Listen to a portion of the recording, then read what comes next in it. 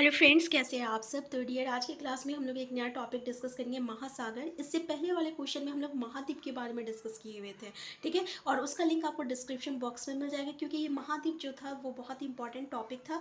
और वो सीटेट का आपका एफटी टॉपिक है, फेवरेट टॉपिक है, जहाँ से हमेशा क्वेश्चन देखने को मिलता है। तो हम लोग यहाँ पे डिस्कस किए हुए थे प्रीवियस क्लास में कि जिस 7 महाद्वीप है, 7 महाद्वीप से जितने भी सारे क्वेश्चन बनता है, जैसे कि यूरेशिया जो है किसके किसके बीच में है, सबसे बड़ा महाद्वीप कौन सा है, सबसे छोटा महाद्वीप क्या है। फिर मैत्री जो है, ये आपका भारत का जो अनुसंधान केंद्र है, वो कौन सा महाद्वीप में स्थित है। इसके अलावा जो आपका एंडीज जो सबसे लंबी पर्वत श्रृंखला है, ये कौन सी महाद्वीप में है। फिर अमेज़न रिवर जो सबसे बड़ी नदी है, नील जो सबसे लंबी नदी है, ये कौन सी महाद्वीप में है, ठीक है।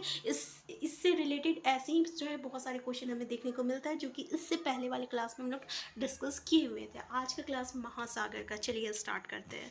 तो महासागर जो है ना, ये जलमंडल का एक मुख्य भाग होता है, और ये आपस में एक दूसरे से जुड़ा हुआ रहता है, और ये हमेशा गतिशील रहता है, ठीक है। अब पानी है तो हमेशा गतिशील रहेगा। ज्वार भाटा तथा जो भी महासागरीय धारा है या महासागरीय जल की 3 मुख्य गतियाँ होती है। याद रखिएगा, यहाँ से क्वेश्चन आया है कि तरंगे, ज्वार भाटा तथा सागरीय धारा है। तो पूछा जाएगा कि महासागरीय जल की 3 मुख्य गतियाँ क्या क्या होती है। तो आपका तरंगे होती है, ज्वार भाटा होता है, और महासागरीय धाराएं होता है, ठीक है। तो बड़ी से छोटे आकार के आधार पर 5 महासागर प्रमुख है। एक प्रशांत महासागर, अटलांटिक महासागर, हिंद महासागर, दक्षिणी महासागर तथा आर्कटिक महासागर। तो इसका नाम याद रखिएगा, प्रशांत महासागर, अटलांटिक महासागर, हिंद महासागर, दक्षिणी महासागर तथा आर्कटिक महासागर, ठीक है। अब देखिए यहाँ से क्वेश्चन कैसे में देखने को मिला है कि सबसे बड़ा महासागर कौन सा है, तो बोलिएगा प्रशांत महासागर है। ये पृथ्वी की 1/3 पर फैला हुआ है, ठीक है। और पृथ्वी का सबसे गहरा भाग, इसका मैरिना गर्त के बारे में सुने होंगे, प्रशांत महासागर, ठीक है। ये प्रशांत महासागर में ही स्थित है। और पूछ लिया जाए कि प्रशांत महासागर जो है कैसा है, तो ये आपका वृत्ताकार है। एशिया, ऑस्ट्रेलिया, उत्तर एवं दक्षिण अमेरिका इसके चारों ओर स्थित है, ठीक है। एशिया, ऑस्ट्रेलिया, उत्तर एवं दक्षिण अमेरिका, ठीक है। जैसे यहाँ से क्वेश्चन में आता है कि उत्तर और दक्षिण अमेरिका किससे जुड़ा हुआ है, इससे पहले वाले हम लोग क्लास में डिस्कस किए हुए थे, कमेंट बॉक्स में ज़रूर बताइएगा, ठीक है। तो ये चारों महाद्वीप जो है ना, ये आपका प्रशांत महासागर के चारों ओर स्थित है, ठीक है। तो यहाँ पे हम लोग प्रशांत महासागर के बारे में क्या क्या देखें कि भाई हम लोग ये देखें कि सबसे बड़ा महासागर है, पृथ्वी के 1/3 पर फैला हुआ है, और जो पृथ्वी का सबसे गहरा जो है, जिसको हम लोग मैरिना गर्त कहते हैं, वो इसी प्रशांत महासागर में है। इसका कैसा है, वृत्ताकार है। इसके अलावा जो 4 महाद्वीप है, इसके चारों ओर स्थित है। कौन कौन से, एशिया, ऑस्ट्रेलिया, उत्तर और दक्षिण अमेरिका, ठीक है। नेक्स्ट है अटलांटिक महासागर। देखिए दूसरा है अटलांटिक महासागर, जो कि विश्व का दूसरा सबसे बड़ा महासागर है। और ये एक कैसा है, तो इसका अंग्रेजी भाषा एस के अक्षर के आकार है। इसके पश्चिमी किनारे पर उत्तर एवं दक्षिणी अमेरिका, उत्तर है और दक्षिण अमेरिका है, ठीक है। देखिए पश्चिमी किनारे पर उत्तर एवं दक्षिण अमेरिका है, तथा पूर्वी किनारे पर यूरोप एवं अफ्रीका है, ठीक है। पश्चिम और मतलब ये वाला पोर्शन बोल रहा है पश्चिम और पूर्व। तो पश्चिम में आपका उत्तर और दक्षिण अमेरिका हो गया, ठीक है। और पूर्व में क्या है, तो आपका यूरोप और अफ्रीका हो गया, यूरोप और अफ्रीका हो गया। अटलांटिक महासागर की तटरेखा बहुत अधिक तंदुरित है, और यह अनियमित तंदुरित तटरेखा प्राकृतिक पोताश्रयों पतनों के लिए आदर्श स्थिति है। तो देखिए ये जो तंदुरित है, इसी के कारण यहाँ पोताश्रयों और पतनों के लिए जो है आदर्श स्थिति मानी जाती है। यहाँ से क्वेश्चन हमें देखने को मिला है। तो व्यापार की दृष्टि से ये सबसे व्यस्त महासागर है। क्वेश्चन पूछ लिया जाए, ये बताइए कि व्यापार की दृष्टि से सबसे व्यस्त महासागर कौन सा है, तो बताइएगा कि अटलांटिक महासागर है। नेक्स्ट जो है हिंद महासागर। ये कैसा महासागर है, जिसका नाम किससे पड़ा था, तो देश के नाम पे पड़ा था, यानी भारत के नाम पे रखा गया है। तो ये महासागर कैसा है, त्रिभुजाकार है। इसके उत्तर में क्या है, एशिया है, पश्चिम में आपका अफ्रीका है, और पूर्व में आपका ऑस्ट्रेलिया है। तो देख लेते हैं, उत्तर में आपका एशिया आ गया, पश्चिम में आपका अफ्रीका आ गया, और पूर्व में आपका ऑस्ट्रेलिया आ गया, ठीक है। नेक्स्ट है दक्षिण महासागर। दक्षिण महासागर जो है, ये आपका अटलांटिक महाद्वीप के चारों ओर से घेरता है, ठीक है। ये आपका अंटार्कटिका महाद्वीप से उत्तर की ओर 60 डिग्री दक्षिणी अक्षांश पर फैला हुआ है। आर्कटिक महासागर उत्तर ध्रुव वृत्त में स्थित है, तथा ये उत्तर ध्रुव के चारों ओर देखिए ये दक्षिणी महासागर के बारे में है, ठीक है, कि दक्षिणी महासागर की क्या देखिए हम लोग कि ये अंटार्कटिका महाद्वीप के चारों ओर से घेरता है और ये अंटार्कटिका महाद्वीप से उत्तर की ओर 60 डिग्री दक्षिणी अक्षांश पर फैला हुआ है। ये देखिए आर्कटिक महासागर क्या बोल रहा है, ये आपको उत्तर ध्रुव वृत्त में है। उत्तर ध्रुव वृत्त देखिए ये जो टॉपिक है ना वृत्त के बारे ध्रुव के बारे में, यहाँ से क्वेश्चन देखने को मिलता है। तो थोड़ा सा हम लोग डिस्कस कर लेते हैं कि उत्तर ध्रुव वृत्त क्या होती है। जैसे कि ये हमारा ग्लोब है, ये हम लोग का विषुवत वृत्त है। विषुवत वृत्त जो रहता है ये ग्लोब को 2 इक्वल पार्ट में विभाजित करता है। ये उत्तरी गोलार्ध है, ये दक्षिणी गोलार्ध है। ये उत्तर ध्रुव है, ये दक्षिण ध्रुव है। ये ये आपको उत्तरी ध्रुव वृत्त है, ये दक्षिणी ध्रुव वृत्त है, ठीक है। और ये आपका मकर रेखा है, ये आपका कर्क रेखा है। क्लियर है ना? मकर रेखा, कर्क रेखा और ये है आपका उत्तर ध्रुव वृत्त और ये आपका दक्षिण ध्रुव वृत्त। और ये उत्तर ध्रुव है, ये दक्षिण ध्रुव है। ये 90 डिग्री पे रहता है दक्षिण ध्रुव और उत्तर ध्रुव, ठीक है। और ये विषुव वृत्त जो रहता है 0 डिग्री पे रहता है। सबका यहाँ पे जो रहता है ये भी पूछा जाता है, ठीक है।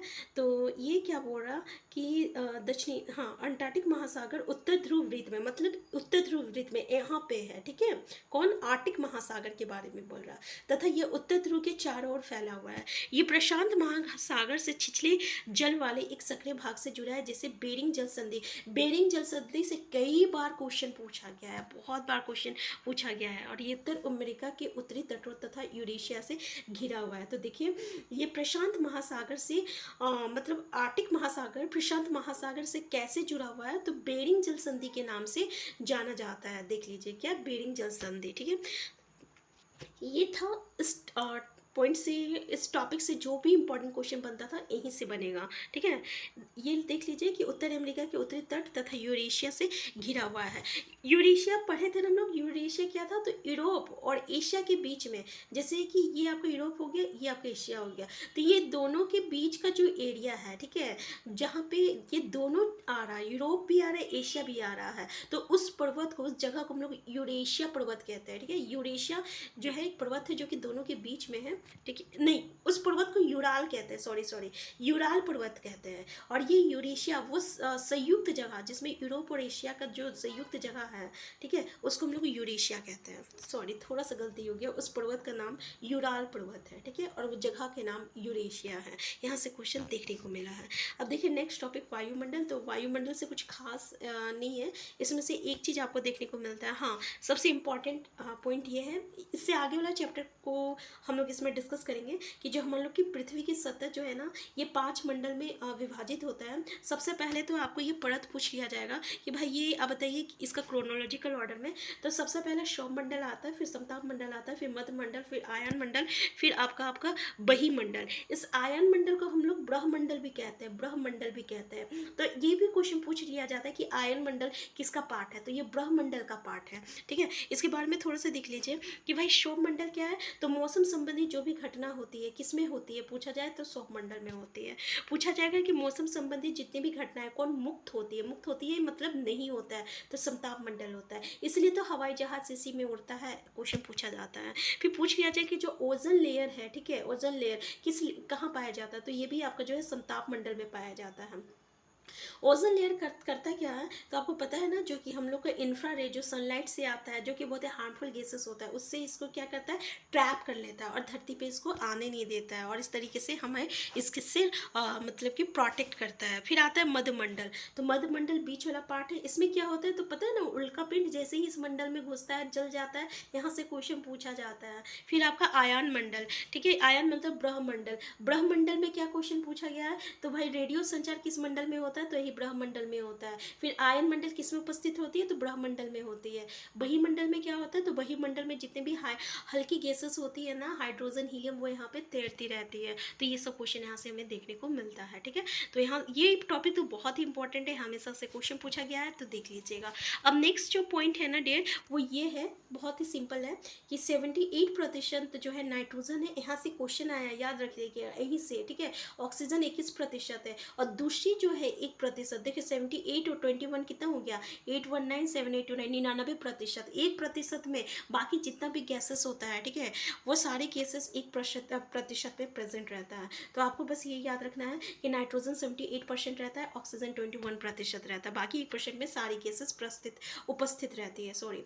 तो वायुमंडल के साथ वायुमंडल का घनत्व, यहाँ से क्वेश्चन आता है, ठीक है, कि जैसे जैसे ऊंचाई आता है उसका घनत्व में भिन्नता होती है, ठीक है, यानी घनत्व जो होती है समुद्री तल पर सबसे अधिक होता है, तथा जैसे जैसे हम ऊपर की ओर जाते हैं तेजी से घटते रहता है। मतलब समुद्र तल पे क्या होता है, ज़्यादा रहता है, जैसे जैसे ऊपर जाएंगे इसका जो घनत्व होता है ना घटता है। कैसे घटेगा, क्योंकि भाई जो सबसे नीचे रहेगा उस पर तो सबसे ज़्यादा प्रेशर रहेगा ना, जैसे जैसे ऊपर जाएगा तो उसकी जो प्रेशर रहता है उतना कम रहता होते जाता है ना, तो ऊपर जाने से घटता है, नीचे आने से मतलब बढ़ता है, इसलिए समुद्र तट पर सबसे अधिक होता है। क्वेश्चन कई बार पूछा गया है, याद रखिएगा।